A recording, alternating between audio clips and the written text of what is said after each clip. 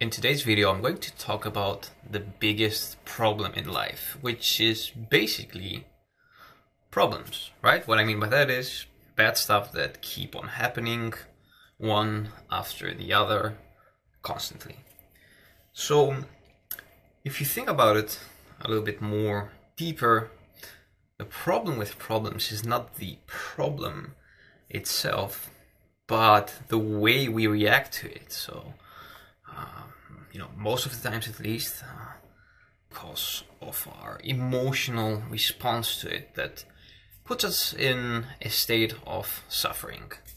So the typical response, to things not going our way, either, something bad happens, either you get in an accident or you get sick, or even small little things, like getting angry at a friend of yours. Triggers always an emotional response that is not pleasant, and these emotional responses are basically derivatives of either fear or anger, and they express themselves again as either very clearly as fear or anger, or derivatives of these emotions, which are feeling anxious, anxiety, stress, depression, which is basically the end result of going through emotions for a long time. And this is completely normal. This is the human reaction to problems, because we're just wired that way through hundreds and thousands of years of evolution.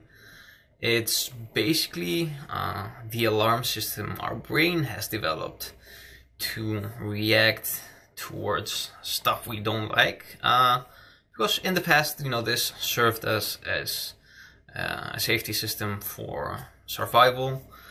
For example, when you're scared, there's more blood going to your feet a lot of times, because this helps you run away faster from predators. Or when you're angry, you have more blood flowing into your hands, because that this helps you be more efficient at fighting, punching, hitting, whatever the case might be. So this has been basically the default mode of treating problems in human behavior for the last hundreds and thousands of years.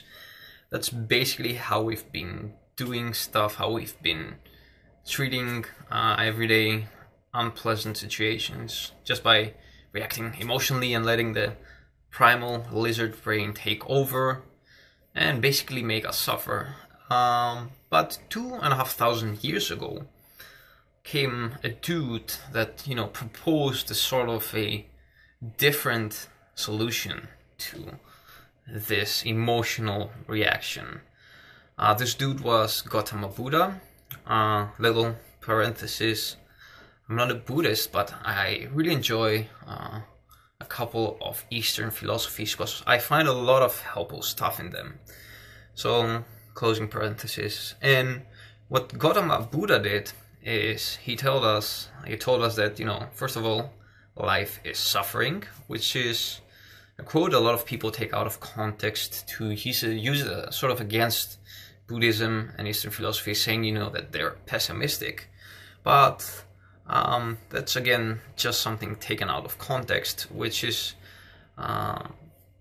not really the truth. It's not like the core message of Buddhism or the Buddha, because the Buddha also taught impermanence. And what's impermanence? Impermanence is basically the notion that shit happens and shit will keep on happening, but shit will also pass. So, just like all the problems you had in your life, big or small, passed, and you don't even remember them anymore.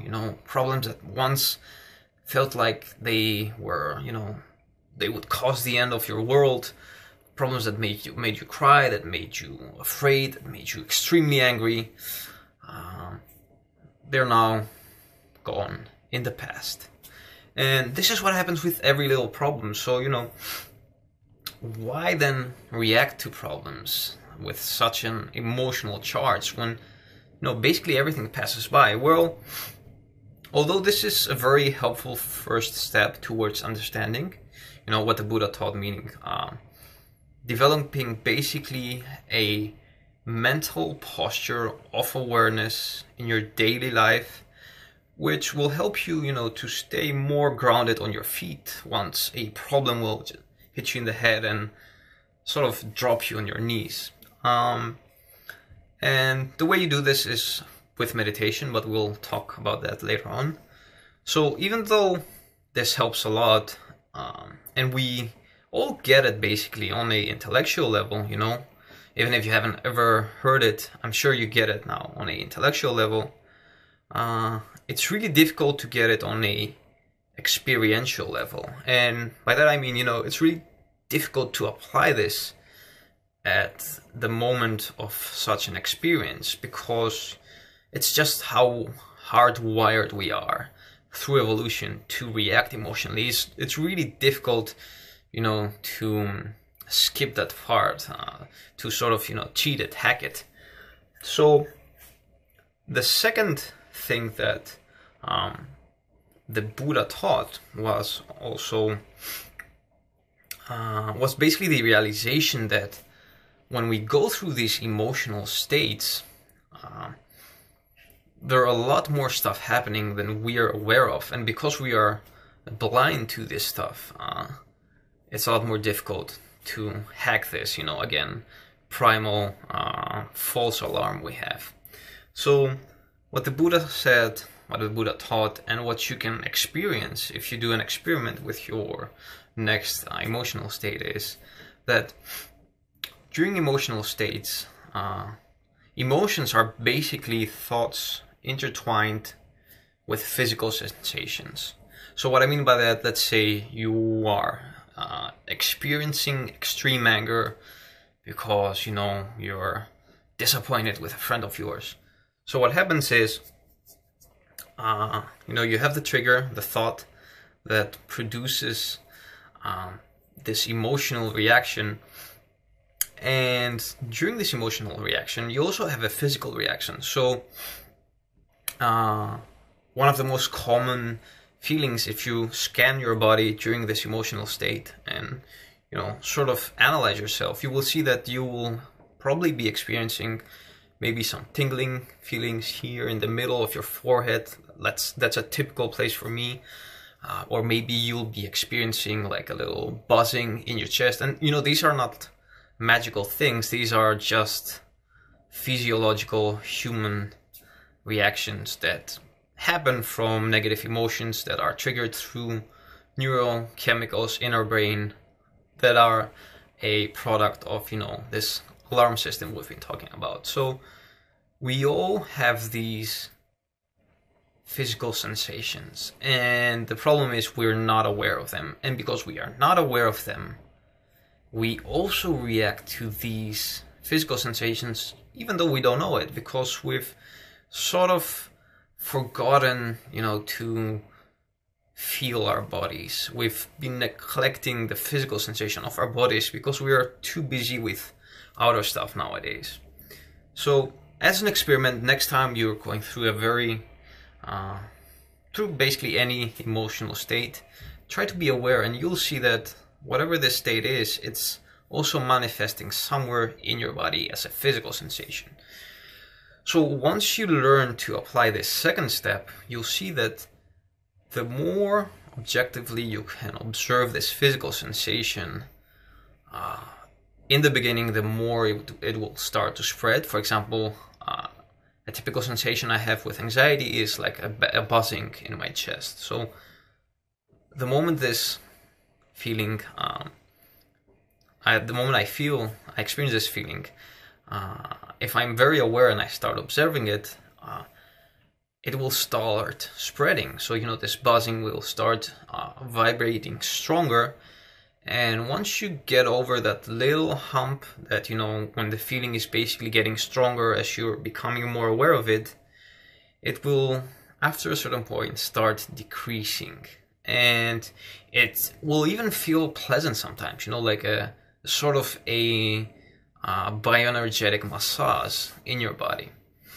So yielding this way towards these physical sensations that are the reflexive state of your body, which is wired through, you know, this hundreds and thousands of years of evolution. Learning to yield in these physical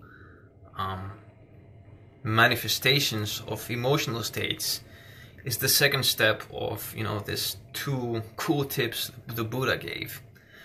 And once you learn to apply these, basically life becomes a lot more easy, a lot more happier.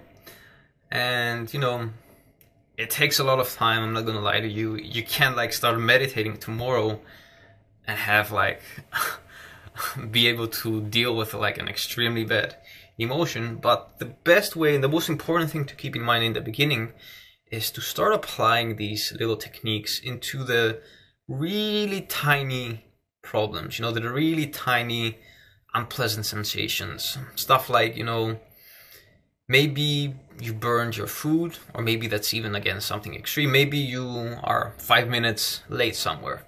So like the moment you have this little small negative emotion, try to apply the tips we talked about today.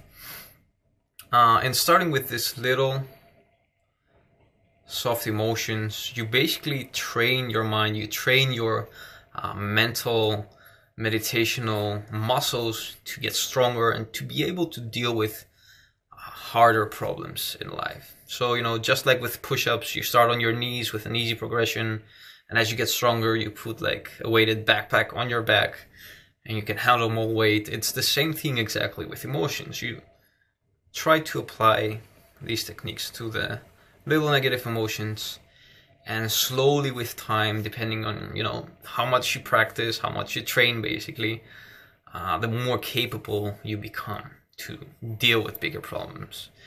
So, you know, don't just sit right now and try to meditate if you have no idea how to meditate.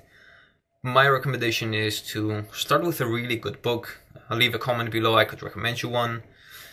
And after that, generally explore. There's so many more resources nowadays you can find.